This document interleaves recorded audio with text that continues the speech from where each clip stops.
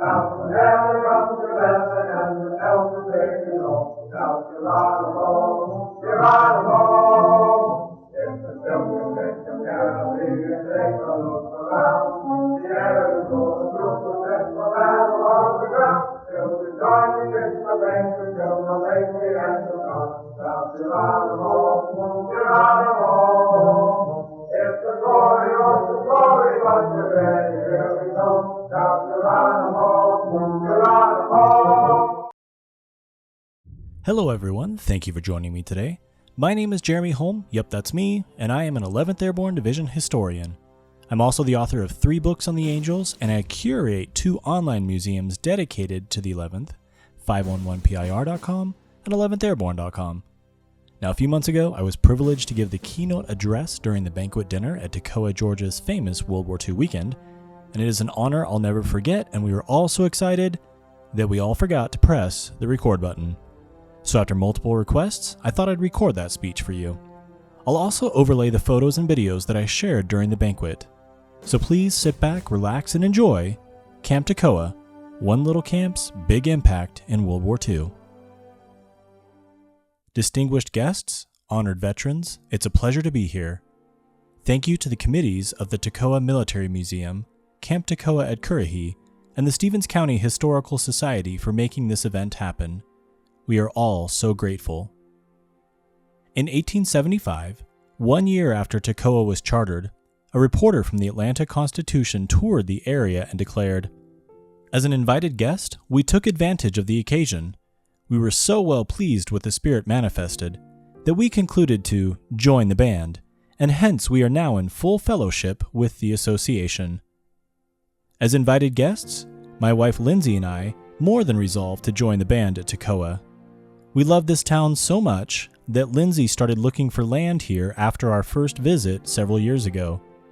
And like this writer, we treasure our full fellowship with your association. I am standing here tonight because I violated the Infantry Journal's advice. Try to look unimportant, they may be low on ammo. Having published 3 books on the Airborne, plus maintaining a podcast, a YouTube channel, and 2 websites on World War II, perhaps I made myself look important and ended up in Brenda Carlin's crosshairs. I'll do my best to avoid hitting any of you with the friendly fire of bad jokes or long speech, but if you still need copies of our books on the Airborne, please see Lindsay after dinner and we can get those for you. 80 years ago, a young soldier from Texas passed through the gates of Camp Toccoa. Private James Wilson was a friend of mine who served in my grandfather's 511th Parachute Infantry Regiment, which formed here in early 1943. Jim remembered Toccoa well. When I told him I ran Currahee, he laughed and asked, "Who forced you to do that?" Jim died shortly after Lindsay and I helped celebrate his 100th birthday. He was proud to be a Toccoa man and told me, "We were the best there ever was." If ever there was a motto for the paratroopers of Toccoa, that has to be it. And they were the best, those 17,000 boys who trained here. On January 22, 1943, Congressman J. Thomas came to inspect Camp Toccoa and was impressed by the troops of the 511th and 501st PIRs. His son Silas, who was serving in the 501st, told his dad, "Uncle Sam's parachute troops are, man for man, the finest troops in the world." One headline called Toccoa Men the Supermen of the Air, and they needed to be. As one reporter wrote, "It's a man's job these boys are tackling." And boys is right. Major Henry Burgess observed, "Our division formed in 1943. When the 1944 election was held, only 40% of the 11th Airborne was old enough to vote." But they were old enough to fight a war, and Camp Toccoa was a crucible that turned boys just off the farms and streets into highly trained combat soldiers with a will to fight and win. Those troopers fought and won in Normandy, the jungles of Leyte, the forests of Belgium, the hills of Italy, and the mountains of Malapugno. They jumped into Holland and Luzon. They stood firm in the Battle of the Bulge and endured the battle for Manila. Victorious, they secured Hitler's Eagle's Nest and Tokyo's Imperial Palace. As most here know, Currahee is a possible derivation of a Cherokee word which means to stand alone. How appropriate, since Toccoa stands alone in the airborne history of World War II. Toccoa Men helped restore freedom to over 500 million people in Europe and the Pacific as Hitler's Third Reich and Imperial Japan's conquests crumbled. Quite an impact for a little camp outside a little town far off the beaten path. We all have our reasons for being here tonight. Some came to honor the history of Toccoa and its impact on the airborne. Some are veterans who served in units originally formed here. And some of us are children of Currahee, descendants of the men whose courage and sacrifices give Camp Toccoa the prestige and heritage that bring visitors from around the world. We are here because we are proud of Toccoa. Indeed, pride is what makes Toccoa, Toccoa. This camp instilled supreme confidence in the boys who trained here. Lieutenant William Miley told a group of fresh recruits, "When you become paratroopers, you'll own the world and you'll never let things stand in your way." Colonel Lewis Walsh, commander of the 517th PIR, explained that such pride keeps a man going. He can keep going on the battlefield if he has that spirit of drive in him. It was such airborne spirit that propelled these young men to jump out of perfectly good airplanes in flight and to stand together while facing hell. Well, spirit and the simplicity of youth. Private Clifford Valieres of the 506th PIR left Toccoa for jump school in November of 1942. Cliff said, "We had no feeling of fear on our first jump because you're too dumb to know what it's all about." 1 year later, Cliff broke both legs during a practice jump in England, reminding us that even their training came with risks. He suffered 9 fractures and injuries to his back, but never regretted joining the airborne. Lieutenant Ralph Ermatinger said, "I take great pride in having served with the best fighting men of World War II. We are here today because we are proud of them and wish to honor their legacy. My grandfather, First Lieutenant Andrew Carrico, served in the 511th Parachute Infantry Regiment, which formed here in early 1943, but like many Americans, I grew up oblivious to what Toccoa Men did in World War II. I did not appreciate why Grandpa carried scars on his body, why he was missing a finger on his hand, and just how close he came to dying in 1945. I saw his old photographs and the airborne patches on his hats, I heard stories of war buddies, but I failed to appreciate what it all meant. While I have always respected our military, I was focused on a different path. In high school, I entered the fast-paced world of Olympic bobsled. So while I have never jumped out of a perfectly good airplane, I have jumped into hundreds of bobsleds to race down icy tracks at over 80 miles an hour. I think it's fun, but when I asked Grandpa which was scarier, parachuting into combat or bobsledding down a hill, he just laughed and said, "You're crazy." It was a thrill to stand on the medals podium with my teammates representing our country while the national anthem was played and our flag raised. But as Grandpa and I talked more about the war, I came to realize just how incredible his team, the Airborne, was. My medals pale in comparison to his. I got to do something I loved for this country. Grandpa was willing to give his life because what he loved was this country. It was a common sentiment among Toccoa men. One told me, if they needed me, I'd go back. He was 94 when he said it. The 511th PIR's Lieutenant Foster Arnett, a Toccoa man, said, "I'm a big fan of this country. We've got a lot of flaws, but generally speaking, we are the greatest nation in the history of the world." The boys of Currahee have a distinguished history of serving this greatest nation to defend the freedoms and rights that many Americans take for granted. As Thomas Jefferson said, "How little do my countrymen know what precious blessings they are in possession of, and which no other people on earth enjoy." We enjoy those precious blessings today in part because of Camp Toccoa.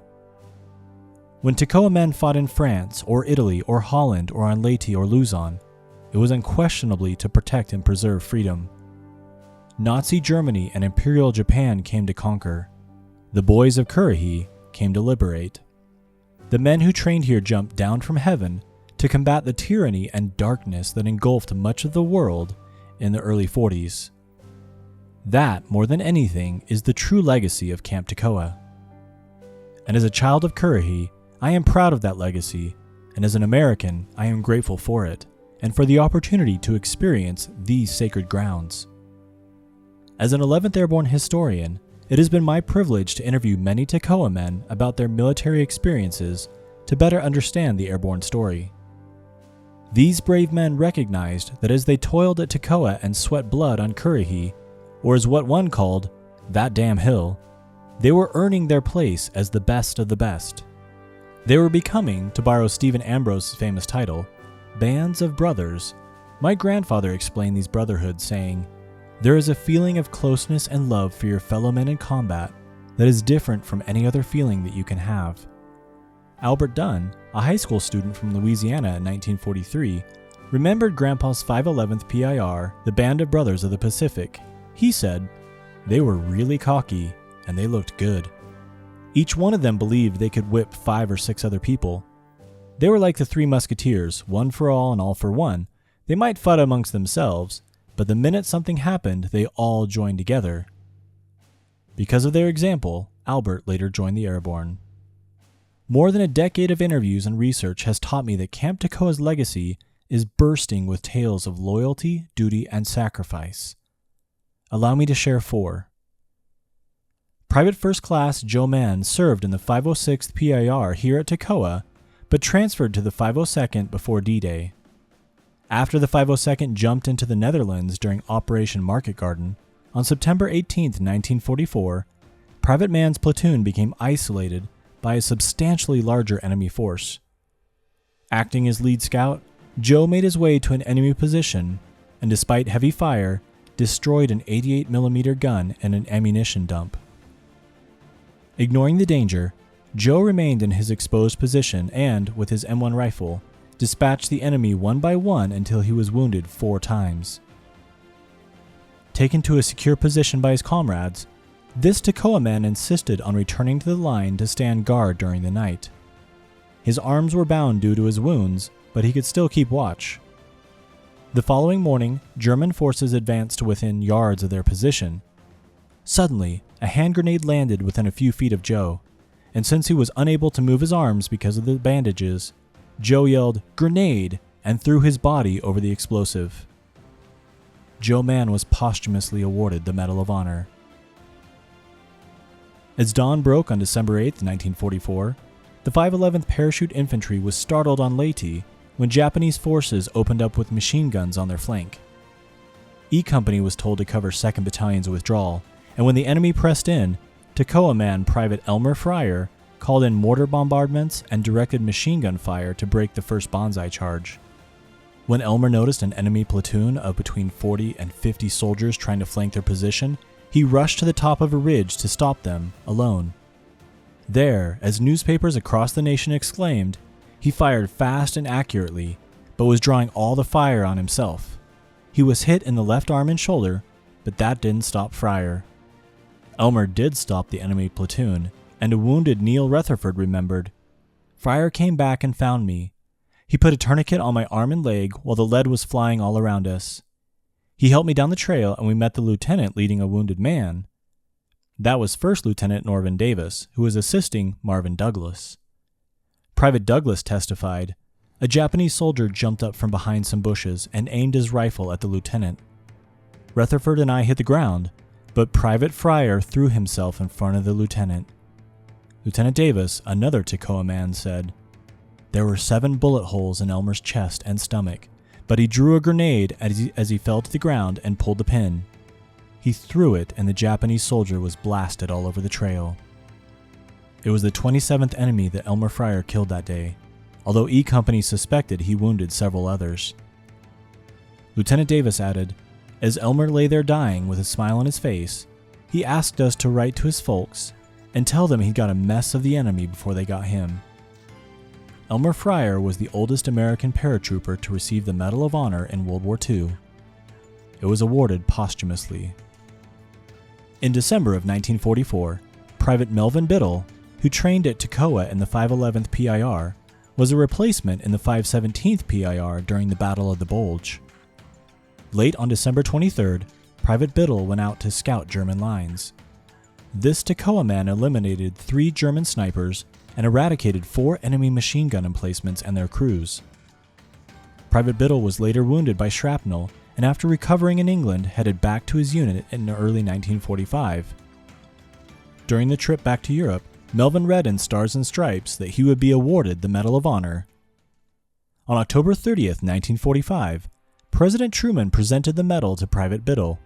The president whispered to Melvin, "I'd rather have one of these than be president." Melvin lived a rich life with his wife Leona and their 2 daughters. He died in 2010. On February 13th, 1945, the 11th Airborne began their assault on Manila's Fort McKinley. As Company A of the 511th PIR pressed forward, 22-year-old lead scout Private First Class Manuel Perez, a Toccoa man, noticed a heavily fortified pillbox that threatened 3rd Platoon's advance. Thinking of his comrade's safety, Manuel rushed into action. A citation noted that he killed 5 Japanese in the open and blasted others in pillboxes with grenades.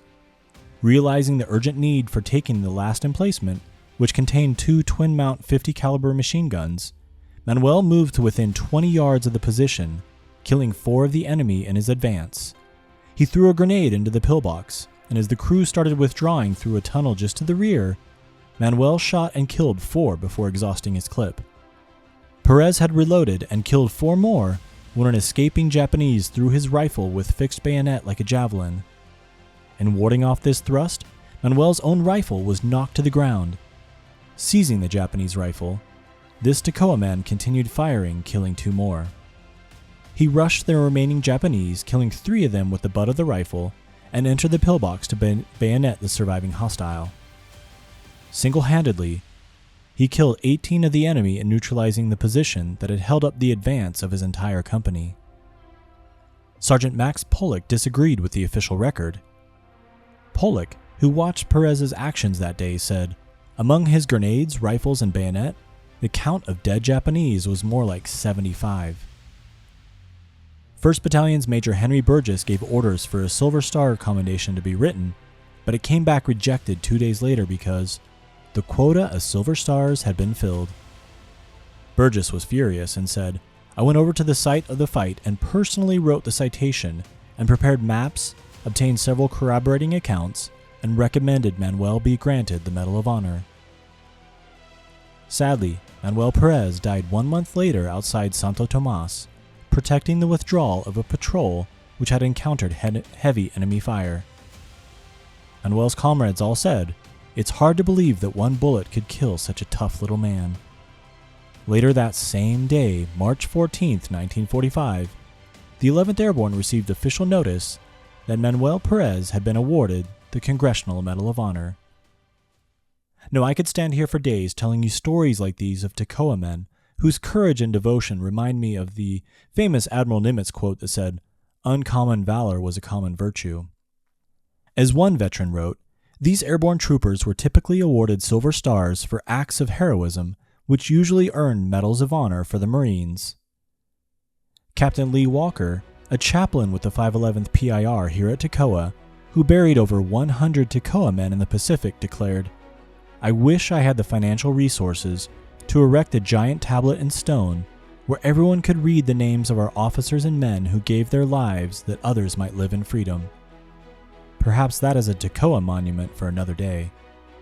One Toccoa man told me, "I'm afraid we are being forgotten, so thank you for telling our story." That is my goal, through my books, podcasts, websites, and lectures, to tell the story of the Airborne, especially the 11th Airborne. But what is the story of Camp Toccoa worth? For years, I dedicated my life to the pursuit of gold medals as if gold were indeed the most valuable substance on Earth. For the men who trained here, silver was the prize of choice. The silver badge of courage, those iconic jump wings which they wore with such pride. But for some, I am holding the most valuable substance on Earth. It isn't much to look at. A soil scientist might find it interesting. But this dirt was taken from the very grounds of Camp Toccoa, where great heroes ran, trained, ate, slept, and prepared for war. Hundreds of them never came home again. How precious is this soil to the tens of millions of men, women, and children who were liberated by the boys of Currahee in France, the Netherlands, the Philippines, and beyond. One of those rescued souls, Scotty Whiteman, was liberated by my grandfather's 511th PIR from the Los Baños internment camp on February 25, 1945. Scotty tearfully told his saviors, "Thank God there were men like you who did what you did for so many of us." Scotty's words hold true for every trooper who trained at Toccoa. Thank God there were men like them who did what they did for so many of us. Because the boys of Currahee were willing to face trouble in their day, hundreds of millions of people have lived and continue to live in peace. Most do so without ever giving a thought to the heroes of Toccoa who trained here. They did not serve for fame or recognition, but they absolutely deserve it. So what can we do to honor the men who trained here, especially those who gave their last full measure of devotion? First, we can support the Currahee Military Museum and Camp Toccoa at Currahee, the living monuments. That support can be crucial financial donations which keep the lights on and the legacy alive. We can also volunteer our time, energy, and talents to preserve history and overhaul displays or construct buildings or monuments. There's plenty to do here. Second, we can spread the word about these historic landmarks and this beautiful town. Invite your friends and family to visit. Share your photos and experiences on social media. Become advocates for those who sacrifice so much yet can no longer advocate for themselves.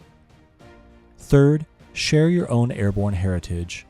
Talk about your honored Toccoa man and his history, or record and share your own chapter of airborne history. Fourth, keep coming back. Toccoa is home to all the children of Currahee. You are always welcome here. Colonel Orrin D. Hard Rock Hogan, the 511th PIR's first commander, often stood here at Toccoa and told his troopers, "You men are at a crossroads." We, the children of Currahee, are at a crossroads. Most of the men who trained here have made the final jump, as we all felt with the passing of our dear Vincent Speranza last August. Instead of letting this camp fade away like an old soldier, we are in a position to keep the airborne spirit alive and to pass our passion for history on to future generations. It's the least we can do for those who have gone before. Colonel Hogan was one of them. When Orrin Hogan's 511th Parachute Infantry was here, he met his men at the base of Currahee every morning in jump boots, shorts, and a t-shirt. Hard Rock would give his boys a pep talk before saying their run would toughen them up, if it didn't kill them first. Sergeant David McGuire added, "That little wiry SOB would be on his way back down the mountain before most of them were halfway up." Much like Robert Sink, Orrin Hogan was a pioneer in America's airborne and led his men with the highest level of bravery and merit. Yank Magazine's William Lindau, who saw Hard Rock in action in the Pacific, said, "He was one of the bravest and best soldiers I have ever seen."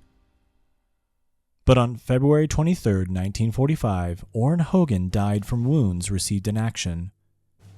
I hope Toccoa can find a way to honor this great man as they have his good friend, Robert Sink. French philosopher Michel de Montaigne once asked, "When our perils are past, shall our gratitude sleep?" Fellow children of Currahee, our gratitude for the men of Toccoa must never sleep. Let us work together to keep the legacy of this camp alive. The 11th Airborne Division's Kenneth Murphy once wrote, "With the passing of time, it is so easy to forget those who sacrificed so much so future generations may be free to enjoy this great country." In the words of President Lincoln, it is for us, the living, rather to be dedicated here to the unfinished work which they have, thus far, so nobly carried on. While the Marines sing that the streets of heaven are guarded by their fallen, we all know that the perimeter is defended by the airborne.